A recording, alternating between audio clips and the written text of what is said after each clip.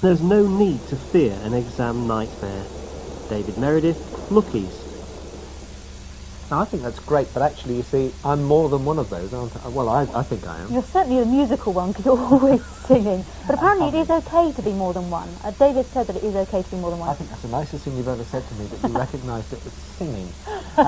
David, later in the week, David will look at how to turn your own style to your best advantage. And on Friday, how to deal with the dreaded day itself. That's later in the week. Now, if you're a fan of Northampton or Colchester, you're probably suffering promotion nerves. Ian is here with news of the countdown to Wembley this weekend. Thanks, Susie. You're right. Colchester United could be heading, for the smallest Wembley crowd in the history of the playoff finals.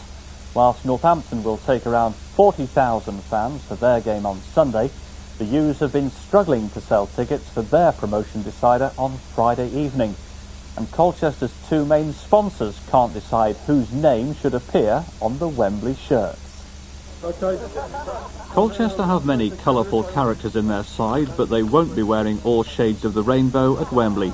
Since August, two local firms have sponsored the club, but now they're both getting a bit shirty over whose name appears in Friday's final. Having one company sponsor home games and another firm sponsoring away games has worked fine all season. Wembley, of course, is neither home nor away. But whoever gets their name on the shirts for the final, it'll be all white on the night.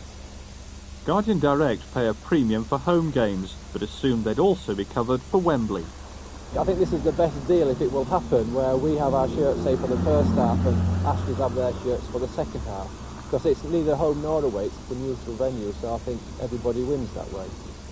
Ashby's Tea and Coffee sensed a row was brewing when told their away deal didn't automatically include the playoff final.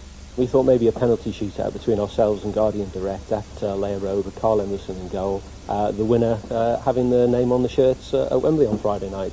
We've only got a dozen lads here, and I think they've probably got a couple of hundred, so we're at a bit of a disadvantage there.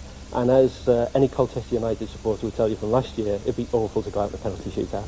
Yeah, that one. Okay, it's going to be that one. Square it. Choosing the Wembley tie to match the Wembley suit has been a doddle in comparison. Looks like a winner to me. Rather less clear-cut is just how many will be there to see it. Last season, more than 20,000 Colchester fans clamoured for Wembley tickets. This time round, less than 8,000 have been bought so far. Opponents Torquay have sold even fewer. The smallest crowd ever to watch a third division playoff final at Wembley was just over 21,000.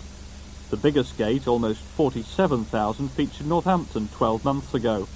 But switching the game to a Friday night to accommodate England's friendly the following day could set a new record low attendance. I'm sad about that, but we're not going to let it spoil our day. But hopefully still going to get the right result, but I do feel for the supporters. The players don't seem to mind. Friday evening should be cooler than Saturday afternoon, and once the long season is finally over, they're all off on holiday to Spain. And of course we'll have more on the big Wembley weekend for both Northampton and Colchester in Friday's Look East. In cricket, Stuart Law is set to captain Essex against Lancashire tomorrow because Nasser Hussain has been called up by England. The same could play in the first one-day international against South Africa at the Oval if injury rules out Graham Thorpe. Finally from me, in Speedway, the Kings Lynn Knights take on the Ipswich Witches for the third time this season at Saddlebow Road tonight. Ipswich are looking for a hat-trick of wins, but can the Knights break the Witches' spell this evening? Susie. Thanks, Ian. Despite the wonderful weather we've been having recently, it's never been an easy job producing wine in this country. Late frosts and wet summers are a winemaker's worst nightmare. But many still dream of producing a great wine. One new vineyard in the region is celebrating its first vintage. But can it succeed? Andrew Sinclair reports.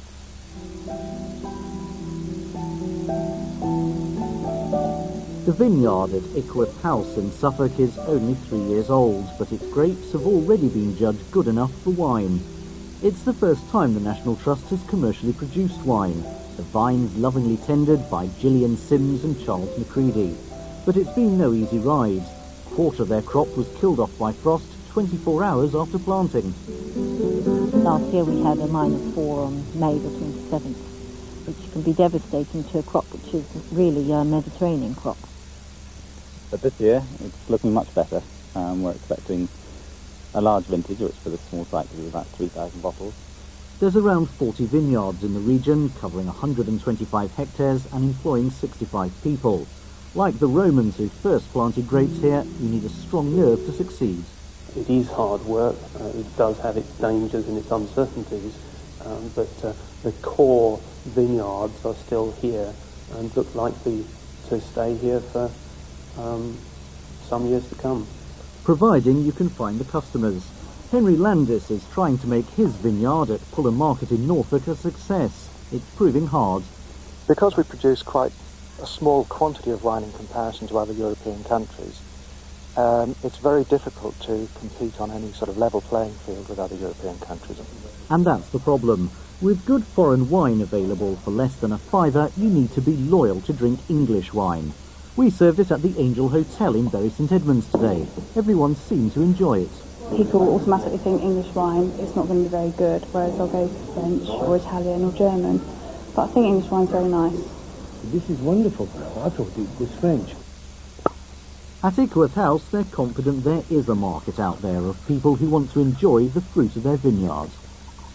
Delightfully crisp, fruity. I love it. But they know they'll have to work hard to build a loyal following. We wish them every success. Andrew Sinclair, Look East, Suffolk. He was going to say cheers for 1 minute. Victoria, the weather. Don't know about you, but I'm gasping now. I think growers of all sorts may actually have to watch out for a touch of ground frost over the coming days. We are heading for slightly cooler conditions, but as you can see, despite a little bit more cloud today and some hazy conditions, we did actually reach 21 Celsius in many parts of the region, and that's still comparable with the Greek islands and some of the Spanish costas. Perfectly feasible for us to grow grapes in that case. For this evening, there are still a scattering of showers around. I think most of them are fairly light and fairly few and far between as well, but one or two heavier ones are certainly out to the northwest, and there's one or two rumbles of thunder up there as well, so that perhaps can't be ruled out. In the firing line more than anywhere else, perhaps Northamptonshire and North Cambridgeshire, northwest Norfolk. But as I say, those showers fairly well scattered, most places enjoying a bright and dry evening. The wind's still very light indeed as well. There'll be further areas of cloud around tonight and a good deal of mistiness. That cloud could still produce one or two showers, although in many areas once again staying dry overnight. Temperatures no lower than 8 or 9 Celsius and the winds eventually settling into a northwesterly direction. Now tomorrow we're going to find that northwesterly becoming more firmly established and eventually bringing in some cooler air. During the morning weather-wise, some showery rain moving southwards, I think, across the region. Should be fairly patchy, and it should be fairly light as well. And by the end of the morning, we should start to see some sunshine breaking through once again. You can see those temperatures are doing fairly well, comparable with recent days, as the winds stay fairly gentle. But in the afternoon, I think we are going to find them picking up a little bit of strength from the north or northwest. And so I don't think temperatures are going to increase very much more in the afternoon. 18 or 19. The top temperature, that's the high 60s Fahrenheit, and it's going to feel a little bit cooler than recent days. Nevertheless, further east as well, some sunny spells coming through, perhaps just the odd isolated shower continuing into the afternoon on the North Norfolk coast there, and of course as that breeze picks up strength from the north, that coast feeling markedly cooler as well. So the summary for tomorrow, 1 or 2 showers around in the morning, but much drier conditions for the afternoon with some sunny spells as well, but a moderate northerly making it feel cool. Touch of ground frost could well be on the cards Thursday night and Friday night too. Friday itself still looks a bit cooler but dry and bright. The weekend looks mainly dry, although more cloudy, particularly in eastern areas. It looks just in time for Bank Holiday Monday that will turn more unsettled. Narecaster clout till May is out. Thank you, Victoria, very much. The headlines tonight. 2 British nurses jailed in Saudi Arabia for murder are on the verge of being released. And police investigating the murder of 2 prostitutes in the region are questioning a man. Can I just say sorry to our viewers in the west of the region? You didn't get your news in close up this evening. I'm sure that by the time we've sorted out our few technical problems, everything will be all right for 9:28 and for tomorrow evening. From all of us, good night. Bye-bye.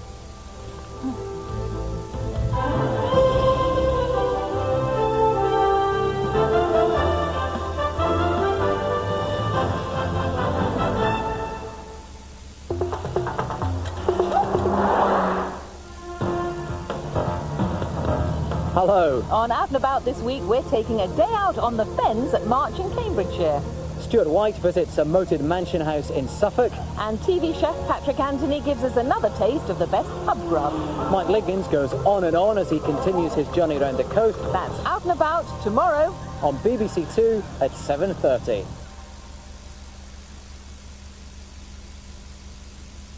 It's the show with truly international appeal. Blancati et le Blancati. An all-star cast.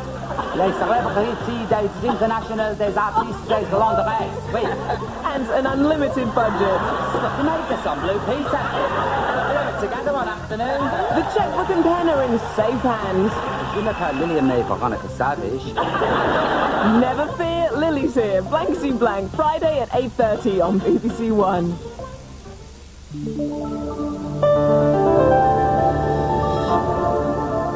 Tomorrow's World hits the West End in half an hour, but now BBC One's got some work to do on Barry and Vanessa.